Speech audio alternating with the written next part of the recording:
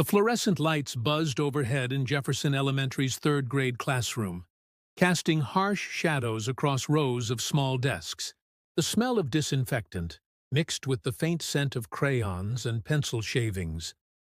Mrs. Henderson's heels clicked against the linoleum as she patrolled the reading circle, her lips pressed into a thin line of disapproval. 8-year-old Malik sat quietly in the back corner, his worn sneakers barely touching the floor. While other children stumbled through picture books, he moved his finger across pages with practiced precision, absorbing every word like sunlight through leaves.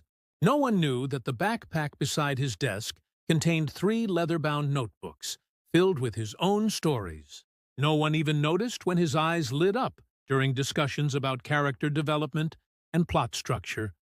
But when Mrs. Henderson struggled to find reading material that challenged her advanced students, Malik quietly observed from his assigned seat in the remedial section. What she didn't know was that he had already read every book in their classroom library.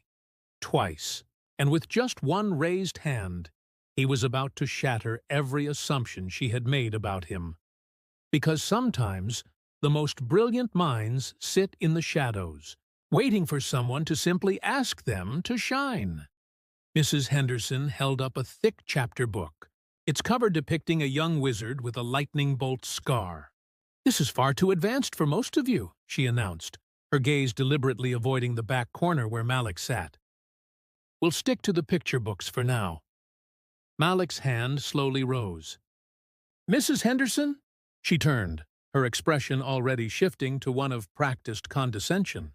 "Yes, Malik? I've read that book, and all the others in the series." His voice was soft but clear, carrying the quiet confidence of someone who knew exactly what they were talking about. A few students giggled. Mrs. Henderson's eyebrows arched skeptically. "I'm sure you've looked at the pictures, dear, but these books have very big words. Very complex sentences." Malik's dark eyes didn't waver. The first book introduces Harry Potter, an orphan living with his aunt and uncle, the Dursleys, who treat him terribly because they fear magic.